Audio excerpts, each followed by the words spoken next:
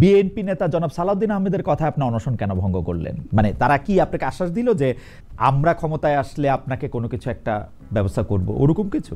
রাজনীতিতে শেষ কথা বলতে কিছু নাই, পৃথিবীতে কোনো কিছুতেই শেষ কথা বলে কিছু নাই। ছোট গল্পেও নাই, রাজনীতিতেও নাই, অর্থনীতিতেও নাই, সমাজনীতিতেও নাই, বিবাহ নীতিতেও নাই, প্রেমেও নাই, কোথাও নাই ভাই। খালেদ ভাই একটু দ্বিমত করছি আপনার সাথে। আর কোথায় শেষ কথা আছে বলেন আপনার? আর কোথায় শেষ কথা আছে বলেন? না আমি আপনি আমাকে বলেন তো আপনাকে অপছন্দ করার কারণ কি? আপনি তো যে আপনি বলতেছিলেন যে উমুক যে এত কোটি টাকা খায় দুবাইতে টাকা পাচার করছে, সেটা আমি জানি। আসিফ মাহমুদ এই গণ অভ্যুত্থানের পর দুবাইয়ে যান এবং দুবাইয়ে গিয়ে ওখানে আওয়ামী পন্থী অনেকগুলো নেতার সঙ্গে সেখানে বসেন, তাদের সাথে মিটিং করেন, তাদের কাছ থেকে স্বর্ণের উপহার নেন। প্রথমেই জনাব তারেক রহমান আপনার কাছে একটু আসতে চাই। আপনি যদি আমাদের একটু, আপনার কাছে আমার কিছু গুচ্ছ প্রশ্ন রয়েছে, এই প্রশ্নগুলির ব্যাপারে আমরা সুপ্রিম কোর্টের আইনজীবী জনাব রাজ্জাকির কাছ থেকেও একটু জানতে চাইবো, কিন্তু প্রথমে আপনার কাছেই জানতে চাই যে গুচ্ছ নম্বর প্রশ্নের মধ্যে প্রথমটি হচ্ছে দলের নিবন্ধন পেতে যে নিয়মতান্ত্রিক প্রক্রিয়া, তা কি সেইটার নির্বাচন কমিশন বলছে সেটা ঘাটতি ছিল এবং ঘাটতি পূরণ করার উদ্যোগ না নিয়ে আপনি অনশন করে প্রেসার দিতে চেয়েছেন। বিষয়টি আমাদের একটু বলবেন যে আসলে দলের নিবন্ধন পেতে যে নিয়মতান্ত্রিক প্রক্রিয়া অনুসরণ করার কথা ছিল তার সবটা আপনি অনুসরণ করেছেন কিনা, জনাব তারেক রহমান? আমি শরীয়তপুরের একটা উদাহরণ দিচ্ছি। শরীয়তপুরে আমাদের দুটা উপজেলায় তদন্ত করে, সর্বশেষ যে তদন্ত হয়, এবং বাকি উপজেলার তদন্ত কেন হলো না, আমরা সেই উপজেলা নির্বাচন অফিসগুলোতে বারবার গেলাম এবং ওইখানে যে সচিব দায়িত্বপ্রাপ্ত ছিল সেই সচিবকে আমরা বললাম যে বাকি উপজেলাগুলোতে তদন্ত হবে না কেন। উনি বারবার বলছিলেন যে হেড অফিস থেকে, মানে নির্বাচন ভবন থেকে যদি চিঠি না আসে তাহলে আমরা কি করব। তো আমরা পরবর্তীতে ঠিকই দেখলাম যে ওই সকল উপজেলাগুলোতে না দেখানো হয়েছে। তো আমরা ওই অফিসগুলোর ছবি এবং এরকম ভাবে আরো অনেকগুলো ক্ষেত্র রয়েছে, যেমন পাবনা রয়েছে, রংপুরে রয়েছে। রংপুরে আমাদের সমস্ত উপজেলাতে তারা একবার নেগেটিভ না সূচক রিপোর্ট দেখিয়েছে, তারপরে দিনাজপুরে সবগুলোতে না সূচক দেখিয়েছে, পাবনাতে সবগুলোতে না সূচক দিয়েছে। যেগুলোর ছবি আছে, যেগুলোতে তারা গিয়েছিল, এখানে কয়েকটা ক্যাটাগরি আছে যে আপনাকে যে না লিখবেন। প্রথমত একটা জিনিস দেখা হয় যে কমিটি আছে কিনা, দ্বিতীয়ত সেখানে অফিসের এক্সিস্টেন্স আছে কিনা, তৃতীয়ত হলো সমর্থক আছে কিনা। সমর্থকের বিষয়টি, সমর্থক ভ্যারিয়েবল চেঞ্জ হয়, এখন সমর্থন করছে, পরবর্তীতে সমর্থন নাও করতে পারে, সে বিএনপিতে যেতে পারে, এনসিপিতে যেতে পারে, জামাতে যেতে পারে, আবার নতুন সদস্য আসতেও পারে, যার ফলে আপডেট তথ্যটা নির্বাচন কমিশন গ্রহণ করে। যে আগে যে তথ্য জমা দেওয়া হয়েছে 6 মাস আগে, 8 মাস আগে, সেটার পরিবর্তে আপডেট একটা ইনফরমেশন দিলেও সেটা কিছুটা তারা সহনীয় জায়গায় রাখে, কিন্তু অফিসের অস্তিত্বর জায়গাটা একবারে খুবই ফিক্সড, যেটা থাকতে হবে। তো আমাদের সেই অফিসগুলোর ছবি এগুলো আমরা সবগুলো যখন দিয়েছি, তখন তারা নিজেরাই হতবিহ্বল হয়ে গেছে যে এই জায়গায় তো তারাই গাড়ি নিয়ে, সেখানে পাজেরো গাড়ি নিয়ে নামছে, ভিডিওতে দেখা যাচ্ছে তারা কথা বলতেছে, মুচমুচকে চানাচুর চাবাচ্ছে, কিন্তু বলতেছে তারা অফিস পায়নি। তো এই বিষয়গুলো আমাদের যখন ধরা পড়ছে তখন আমরা তাদেরকে বললাম। অর্থাৎ আপনার যে নিয়মতান্ত্রিক প্রক্রিয়া অনুসরণ করার কথা ছিল সেই নিয়মতান্ত্রিক প্রক্রিয়া আপনি অনুসরণ করেছেন। আমি এই বিষয়ে বলছি যে নির্বাচন কমিশনের কি কি শর্ত আছে আমাকে পূর্বেই বলা হয়েছে। একটা রাজনৈতিক দল হিসেবে আমি সেই শর্তগুলো কেন পূরণ করার আপ্রাণ চেষ্টা করব না?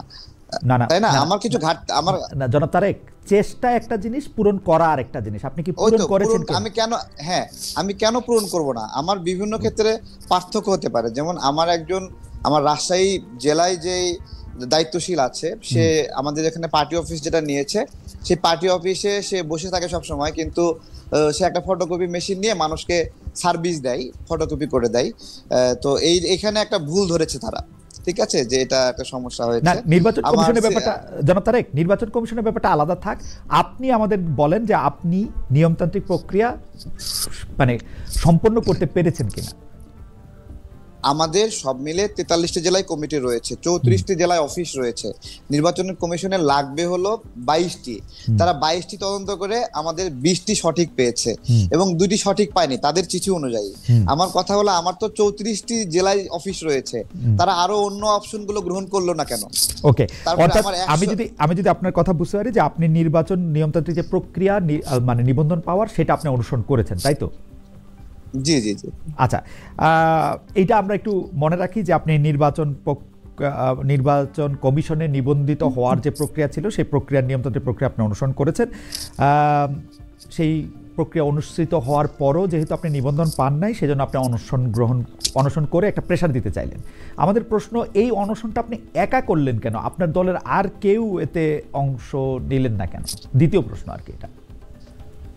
জি, প্রচলিতভাবেই আমি দেখতাম যে অনেকগুলো রাজনৈতিক দলই নিবন্ধন না পেলে তারা 20 জন, 25 জন, 30 জন এরকম যায় একটা ব্যানার ধরে মিছিল করে, তারপরে মিছিল করে সেখান থেকে আধা ঘন্টা প্রতিবাদ করে সেখান থেকে চলে যায়, যেভাবে থাকে সেভাবেই থাকে।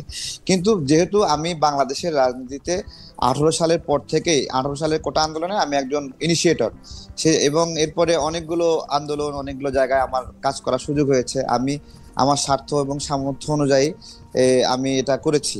তো সেই জায়গা থেকে আমরা রাজনীতিটা করতে চাই, এবং ওই আধা ঘন্টার প্রতিবাদ করে চলে যেতে হবে এটা আমি চাইনি। সেজন্য আমার জায়গা থেকে আমি মনে হয়েছে যে আমি এখানে আমার এমন একটা প্রক্রিয়া খেয়াল করেছি আমি, যে আমাকে বাদ দেওয়ার একটা চেষ্টা ছিল সব জায়গায়, যেখানে সবগুলো উপজেলা একটা জেলার নেগেটিভ রিপোর্ট দিচ্ছে, এটাকে আমাকে ইন্টেনশনাল মনে হয়েছে যে আমাকে ছেটে ফেলার একটা সিস্টেম। এবং এখানে আমরা যেন নির্বাচনে, আমাদের কিছু মানুষ নির্বাচনে অংশগ্রহণ করতে চাই, তারা আমাকে বলছে, তারেক ভাই এতদিন ধরে আমরা রাজনীতি করছি, আমরা কি নির্বাচনে অংশ নিতে পারবো না? এতদিন জনাব তারেক, আপনাকে ছেটে ফেলার জন্য সবাই এত উদ্গ্রীব হয়ে চেষ্টা করবে কেমনে? আপনি কি ভোটের মাঠে অনেক বড় ফ্যাক্টর?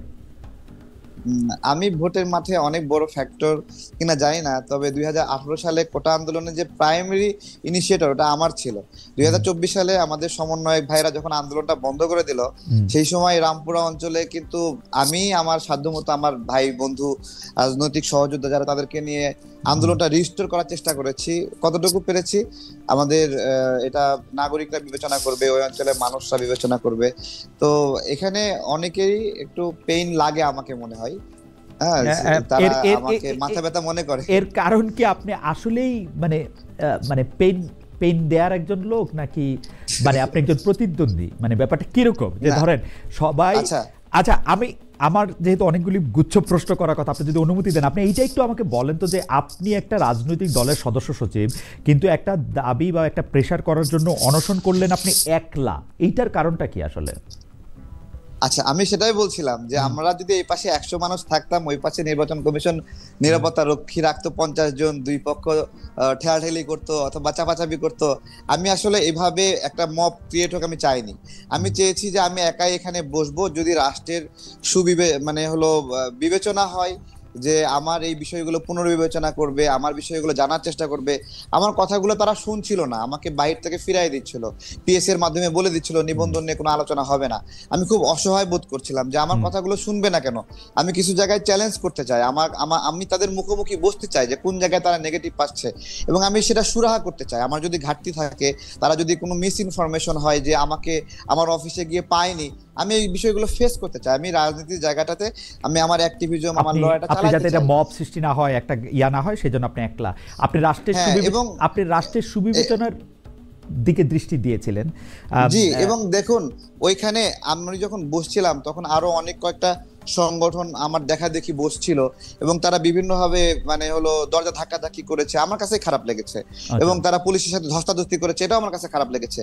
আমি আমি আমি তাদের প্রতিপক্ষ হতে চাইনি। আমি একটা ন্যায় বিচারের জায়গা থেকে বারবার প্রার্থনা করছিলাম যে এখানে কোথাও ভুল হচ্ছে, আপনারা জাজমেন্টটা সঠিকভাবে করেননি।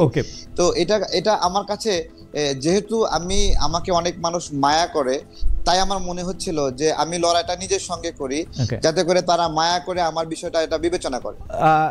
জনাব তারেক রহমান, আপনি এত সুন্দর কথা বলেন, আপনার কথা শুনতেই ইচ্ছা করে, কিন্তু ঘটনা হইতেছে যে আপনি নির্বাচন কমিশনের রাষ্ট্রের যারা কর্তৃপক্ষ তাদের দৃষ্টি আকর্ষণ করতে চাইলেন, কিন্তু আপনি অনশনটা ভাঙলেন হচ্ছে বিএনপি নেতাদের কথায়।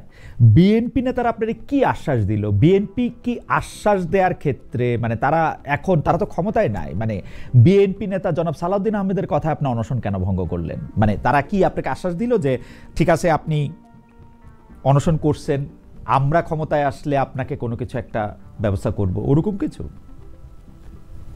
খুব ভালো বলেছেন। দেখুন, বিএনপি যে সকল নেতৃবৃন্দকে নির্বাচনের জন্য বিভিন্ন আসন ফাঁকা রেখেছে, আমি মনে হয় তাদের আপনার হলো চেক লিস্টের মধ্যে নাই।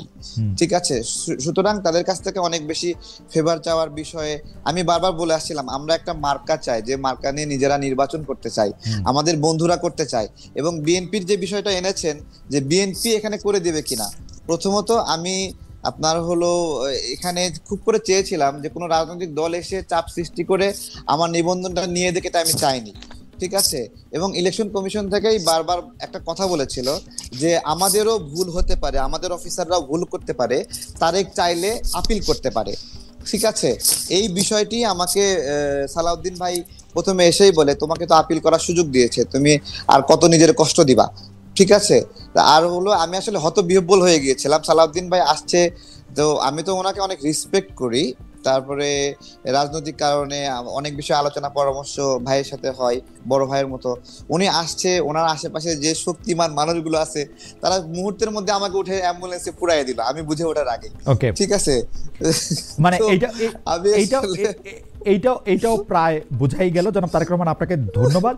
আমি আপনার কাছে আবার আসব এবং আমি একটু অ্যাডভোকেট রাজ্জাকের কাছে জানতে চাইবো যে অ্যাডভোকেট রাজ্জাকে, আমি দুই একটা জিনিসের মানে মূল প্রশ্নে যাওয়ার আগে আমি এই বিষয়ের দুই একটা জিনিসের জন্য আপনার সাহায্য চাই। একটা কথা হচ্ছে যে আপনি কি মনে করেন জনাব তারেক রহমান নিবন্ধন পাওয়ার জন্য যে শর্তগুলি ছিল সেই শর্তগুলি পূরণ করেছেন, তারপরও তাকে নির্বাচন করতে দেওয়া হয় নাই,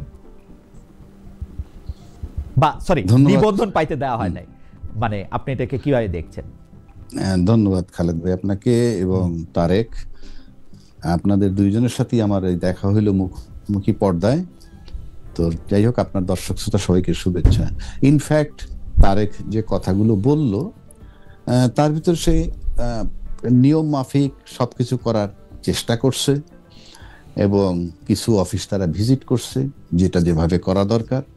কোথাও কোথাও যায়নি, আবার কোথাও কোথাও থাকা সত্ত্বেও বলছে যে no no no column fill করে দিতে তারেকের বক্তব্য। এবং তারেকের বক্তব্যে একটা জিনিস একেবারে পরিষ্কার, যে সে দৃঢ় চিত্তে কিন্তু বলতে পারেনি যে I have fulfilled all the requirement. মানে একেবারে 100% বলতে যা বোঝায় সেখানে সে বলছে যে হয়তো হয় নাই।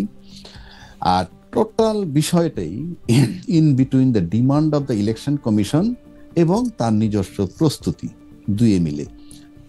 এখন নির্বাচন কমিশনের শর্ত সে পূরণ করবে।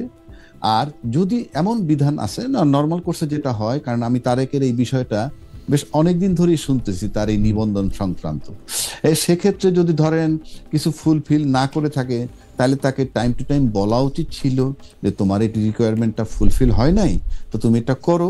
তারপরে সেগুলা বলা উচিত ছিল বা বলে সাধারণত। এখন প্রশ্ন হচ্ছে, তারপরে যদি না দিয়ে থাকে এবং যদি in accordance with the demand or rules অনুযায়ী যদি কিছু বাকি থাকে যেটা শর্ত পূরণ না করলে দিবে না, সেক্ষেত্রে নির্বাচন কমিশন তাকে অফিসিয়ালি জানাইছে কিনা আমি জানি না, না জানায় থাকলে জানানো উচিত ছিল যে এই এই এই এই শর্তে একটা নিবন্ধন হয় এবং তার ভিতরে এটা গ্যাপ আছে, সুতরাং তুমি এটা পাচ্ছ না। যদি না পেয়ে থাকে তখন ওই ডিমান্ড, তখন সে যেহেতু অনশনের পথ বেছে নিছে, তার সাথে একটা তার বিনয় প্রকাশ পাইছে যে হ্যাঁ, যে তার রাজনীতি করতে একটা ইচ্ছুক, প্লাস সে একটা রাজনৈতিক দল হইতে ইচ্ছুক, কোন দলের সাথে সম্পৃক্ত হইতে ইচ্ছুক না। সেক্ষেত্রে সে একটা বিনয়ের একটা মানে বিনয় তৈরি করে পেতে চেয়েছে। সে অনেকটা অ্যাডভোকেট রাজ্জাকি, আপনি তো আমি আপনাকে শুনি, আপনি তো রাজনৈতিক বিশ্লেষকও বটে। আপনার কাছে কি এরকম মনে হয়, যেহেতু জনাব তারেক ক্রমাগতভাবে এনসিপির বিভিন্ন দুর্বলতা, সেটি উনার কাছে প্রমাণ আছে কি প্রমাণ নাই সেটি আমি জানি না, বলে থাকেন, সরকারের সাংঘাতিক সমালোচনা করে থাকেন, জামায়াত ইসলামের এগেনস্টে একটা অবস্থান নিয়ে থাকেন, সেই জন্য কি উনার নিবন্ধনটা ঝুলে গেল? কারণ উনি যেটা তুলনা দেন যে উমুক উমুক পার্টি আসলে উনার চেয়েও কম অফিস নিয়ে কম ইয়ে করে নিবন্ধন পাইলো। আপনার কাছে কি এরকম মনে হয় যে উনি কি আসলে এনসিপির বিরুদ্ধে ওনার একটা অবস্থান, জামায়াতের বিরুদ্ধে একটা অবস্থান, সরকারের বিরুদ্ধে একটা অবস্থান, এইটার কারণে উনি নমিনেশন মানে সরি এই যে বারবার নমিনেশন বলতেছি, মানে নিবন্ধনটা পাইলেন না? এটা কিন্তু এটা কিন্তু আমার কাছে, আমি যদি বলি এটা হাইপোথেসিস হবে, কারণ এটা পিওরলি এটা আমার পক্ষে বলা খুবই কঠিন। এই কারণে আমি কি করে বলবো এটা একমাত্র, যেমন ধরেন এই যে আমরা একটা কথা বলি যে জুলাই চেতনা ধারণ করে কারা, ফর এক্সাম্পল এই যে জুলাই চেতনা ধারণ করে কারা, এটা নাম্বার 1 যে ব্যক্তি ধারণ করেন তিনি, নাম্বার 2 এই ব্যক্তি যে ধারণ করেন এটা যারা বিশ্বাস করে। দুইটা ব্যাপার এখানে। আমি যেমন ফর এক্সাম্পল তারেক জুলাই চেতনা ধারণ করে, এটা তারেকের বক্তব্য ধরে নিলাম আমি, সে ধারণ করে। আর ইন এডিশন আমি যদি বিশ্বাস করি যে সে জুলাই চেতনা ধারণ করে, তাহলে দুয়ে মিলে সোনায় সোহাগা। এখন জামাতের কারণে পাচ্ছে কিনা এটা ফিল করবে কিন্তু তারেক, এবং এনসিপির বিরোধিতা করে সেজন্য কিনা সেটা ফিল করবে তারেক, সরকার তার বিরোধিতা করে কিনা ফিল করবে তারেক। আপনার পিছনে ডক্টর অ্যাডভোকেট রাজাকে, আপনার পিছনে অনেকগুলি বই দেখতে পাচ্ছি। এই আইনের বইয়ের মধ্যে কিন্তু সার্কামস্টেন্সিয়াল এভিডেন্সটা একটা বড় জায়গা নিয়ে আছে। আমরা যদি দেখি যে পৃথিবীতে আসলে কোইন্সিডেন্স বলে কিছুই হয় না, মানে এমন যদি হইতো যে তারেক সাহেব আসলে এনসিপির সাথে তার অনেক বন্ধুত্ব, জামায়াতের সাথে তার অনেক ভালো সম্পর্ক, তারপর এটা পাচ্ছে না, তাহলে কিন্তু এই প্রশ্ন আলোচনায় আসতো না। কারণ মানে আমরা তো আসলে সার্কামস্টেন্সে দেখতে পাচ্ছি যে উনি শত্রু ঘোষণা করেছেন এবং উনি এক ধরনের বন্ধুত্ব করেছেন বিএনপির সঙ্গে। এইটাতে মনে হয় না যে এই বন্ধুত্বটার জন্য ওনাকে মূল্য দিতে হচ্ছে? এখন আপনি যদি বলতে চান যে তারেকের সাথে বিএনপির বন্ধুত্ব হয়েছে বলেই কি এনসিপি তার উপরে খেপেছে? হ্যাঁ, আমি এরকম বলতে চাচ্ছি, কারণ উনি অনশন করতেছেন, এনসিপির কেউ তো তাকে দেখতে গেলেও পারতেন, সরকারের কেউ তো তাকে, কিন্তু বিএনপির অনেক বড় বড় নেতৃবৃন্দকে আমরা দেখেছি, আমরা এনসিপি বা জামাত ইসলামকে দেখি নাই। আচ্ছা, তার আগে একটা কথা বলে নি, ওটা ছুটে যাবে। মানে আমি বলছি যে ফাইনালি যদি সে, যেহেতু তাকে নিবন্ধন দেয় নাই এ পর্যন্ত, তখন তার উচিত ছিল তাদের কাছ থেকে একটা কিছু আদায় করা, যে আপনি কেন আমাকে দিচ্ছেন না সেটা রিটেন ফর্মে দেন। আপনি যদি সার্কামস্টেন্সিয়াল এভিডেন্সের কথা বলছেন, সে কারণে বলছি যে ওই ডকুমেন্টসটা যদি সে নিয়ে আসতো, তাইলে সবচেয়ে প্রপার ওয়ে ছিল সেই ডকুমেন্টসটাকে চ্যালেঞ্জ করা বিফোর দ্য কোর্ট। যে আমি যতটুকু বুঝছি নির্বাচন কমিশন কিন্তু তাকে পরিষ্কার করে বলেও না লিখিত, এই কারণে দিচ্ছি না, যেটা কোর্টে চ্যালেঞ্জ করতে। ইয়েস, আমি সেটা বলছি, কারণ আমি আপনাকে অতি সম্প্রতি একটা ঘটনা বলি, যে একজনে একটা আর্মস সিজ করছে আমার একটা বন্ধুর, সে রিটায়ার্ড মেজর, এবং তার আর্মসের ব্যাপারে আমরা একটা রিট করছি সেটা ফেরত দেওয়ার জন্য। ইনফ্যাক্ট সেটা পুলিশ নিল তার কাছ থেকে, অত লম্বা তো বলা যাবে না, নিল, যেভাবেই নিল, একটা ঘটনা ঘটছে নিল, এবং অস্ত্র গুলি টুলি ছিল না, নিল। এখন পুলিশ তাকে ফাইনালি বলল, হ্যাঁ আপনার কাগজপত্র নিয়ে এসেন, দেখে দিয়ে দিব। কাগজপত্র নিয়ে গেল, দিল না, গেল এসপির কাছে, গেল ডিসির কাছে, কেউই এখন দিচ্ছে না, কোনো অফিসিয়াল একটা চিঠিও দিচ্ছে না। আবার একটা জব্দ তালিকাও বানাইলো, কি যে এটা পরিত্যক্ত অবস্থায় পাওয়া গেছে, ইত্যাদি ইত্যাদি। ফাইনালি রিটে যেতে হলো, এখন একটা শোকজ দিছে, শোকজ দিলে তারা এসে বলবে, বলার পর যদি স্যাটিসফ্যাক্টরি হয় দিবে, আর স্যাটিসফ্যাক্টরি না হলে দিবে না। আমি সেক্ষেত্রে মনে করি যে এই যে নির্বাচন কমিশন দিচ্ছে না, সেক্ষেত্রে এটা নিয়েও সে ইচ্ছা করলে he can appear before the court if it is a fact. GS কেন দিচ্ছে না সেই ডাইরেকশনটা দেন। যে আমি, আমার মনে হয় এটা খুবই ভালো একটি পরামর্শ, অ্যাডভোকেট রাজাকে দিয়েছেন, একটা ডাইরেকশন দেন। জি, এই ডাইরেকশনটা নিয়েও এখন উনি যাইতে পারেন, মানে যাইতে পারে। আরেকটা বিষয় আপনি বলছেন যে ওই যে এনসিপির বিরোধী কিনা সে, মানে এনসিপি তাকে তার বিরোধী মনে করে, বিরোধী, হ্যাঁ, উনি সুন্দর করে মিষ্টি ভাষায় সাংঘাতিক অভিযোগ এনসিপির বিরুদ্ধে করেন, মানে সুন্দর করে হেসে মানে কে তারেক করে, এনসিপি। আচ্ছা, আমি বলি, এখন প্রশ্ন হচ্ছে এনসিপির সে বিরোধী কেন করতেছে সেটাও কিন্তু আমার জানা নাই, আর যে তার পক্ষপাতিত্ব করে সেটাও আমার জানা নাই, 1 নম্বর। 2 নম্বর হচ্ছে, আমরা যদি আমি ব্যক্তিগতভাবে আপনি আমাকে জিজ্ঞেস করেন, আমরা কিন্তু জুলাই চেতনায় সবাই বিশ্বাসী, মানে আমরা আন্দোলন করেছি, দলমত নির্বিশেষে আমরা সবাই বলি। আপনি তো আইনের ছাত্র, না, বাট আপনি আমরা সবাই আইনের নিচেই আছি আর কি, সেই হিসাবে বলতে পারেন। আইনের ভিতরে আছেন এক, আপনি ম্যাজিস্ট্রেসিতে ছিলেন এক, তারপরে আপনাকে আইন ডিল করতে হয়, এবং সাংবাদিকরা কিন্তু ভালো আইন বোঝে।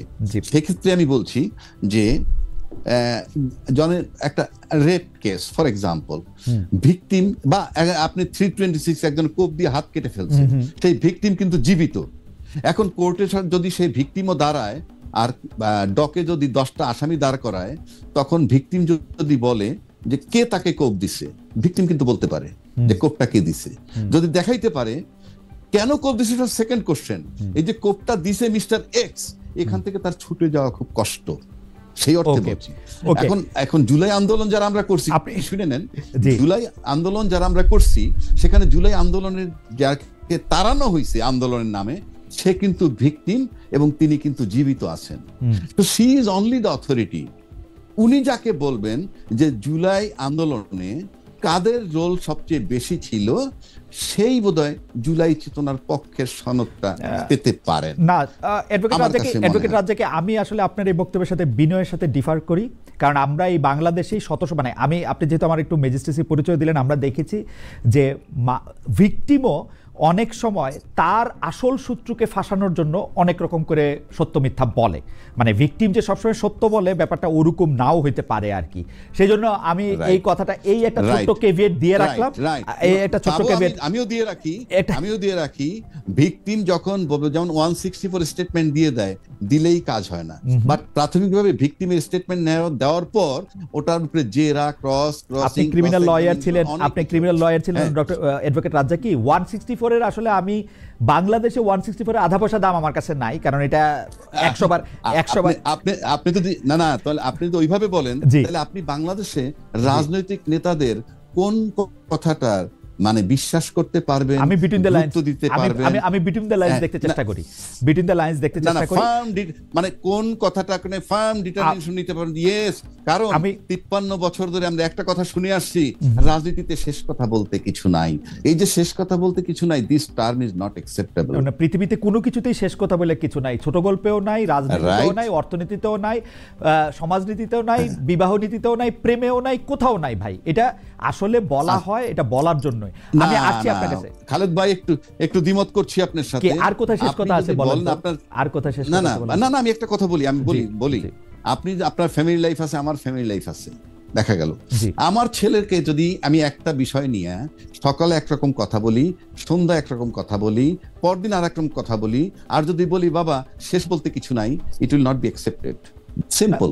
সুতরাং আপনি ওইভাবে চর্চা করলে ফ্যামিলি, আমি আবার আইনের কাছে যাই।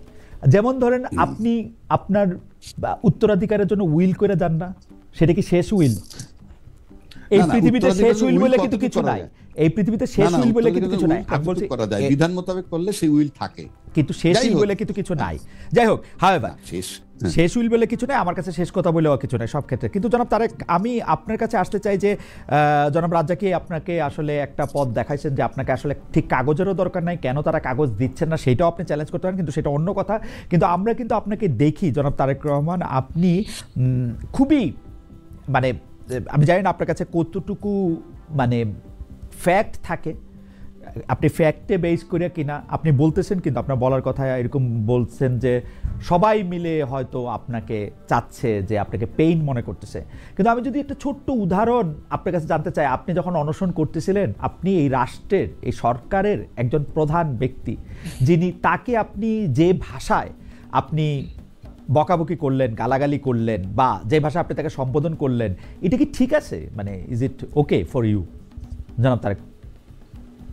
জি, অনেক ধন্যবাদ। আমি যখন অনশনে ছিলাম, এটা 134 ঘন্টা, আমি ওই দিন সকালবেলায় আমি অনেকটা নিজের শরীরের উপরে নিয়ন্ত্রণটা অনেকটা হারিয়ে ফেলি, এবং শরীর, মস্তিষ্ক, চিন্তার উপরে।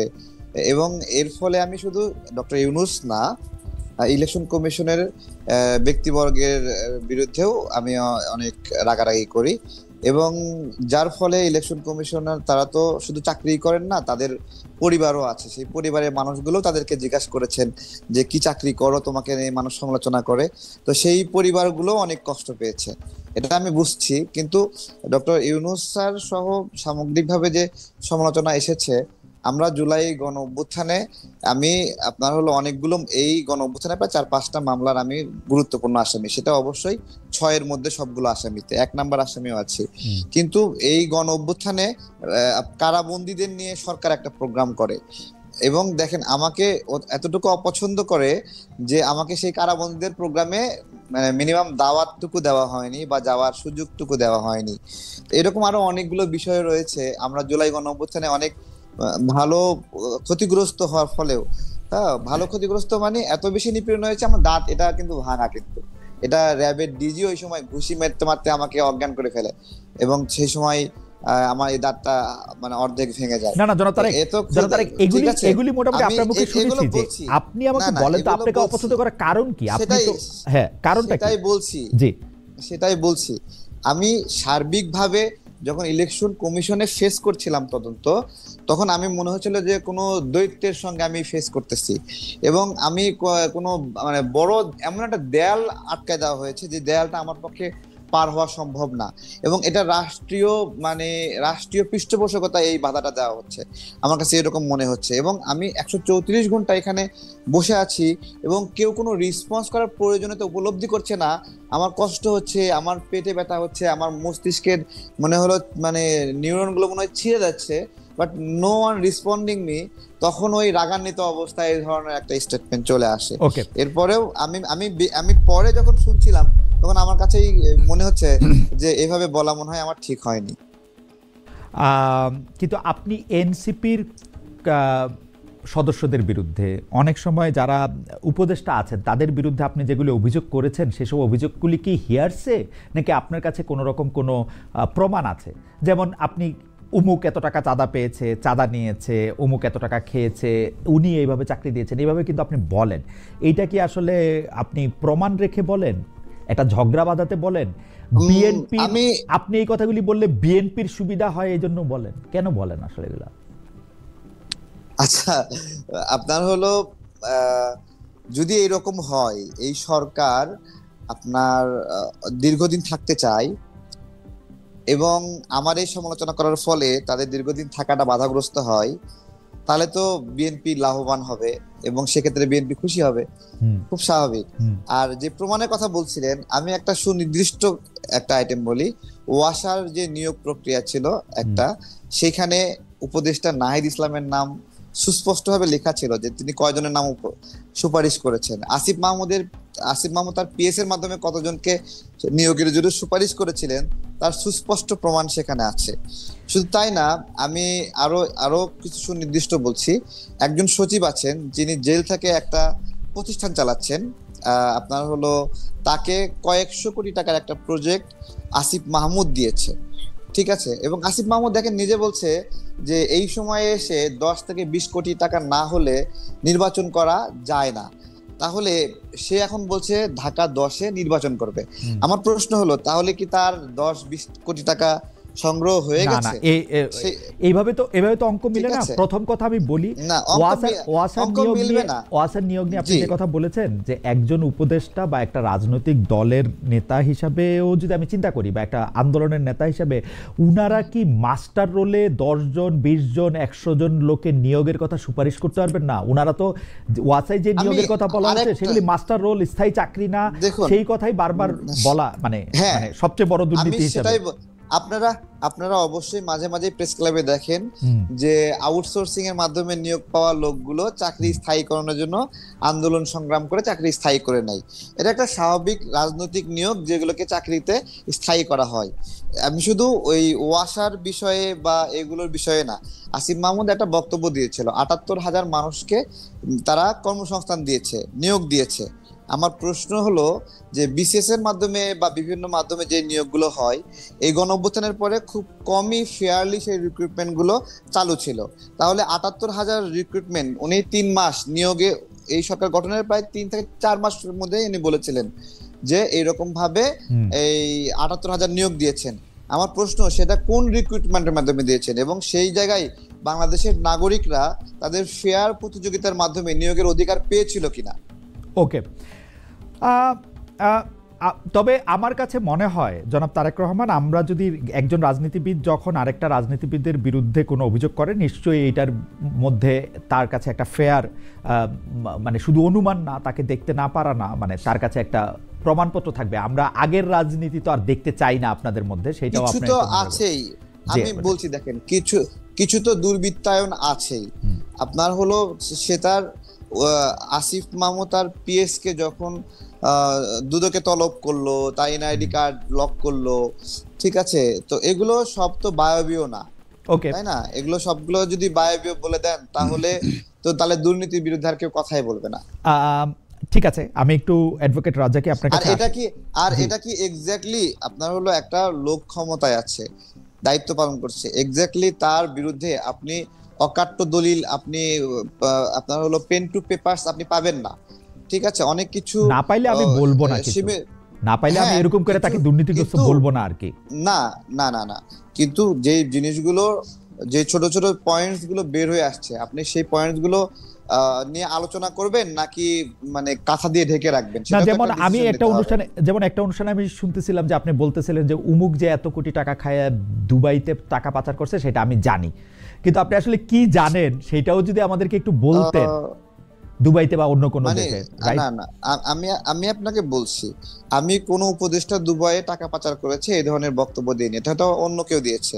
বেসিক্যালি আরাফ খান অ্যারেস্ট হয়েছে, সেই বিষয়ে একটা নিউজ হয়েছে যে আরাফ খানকে কোন একটা উপদেষ্টা টাকা পাঠিয়েছে বা টাকা পাচার করেছে, সেটা কিন্তু এই স্টেটমেন্টটা আমি দেইনি, আমি নিউজে দেখেছি, এখনো দেই নাই।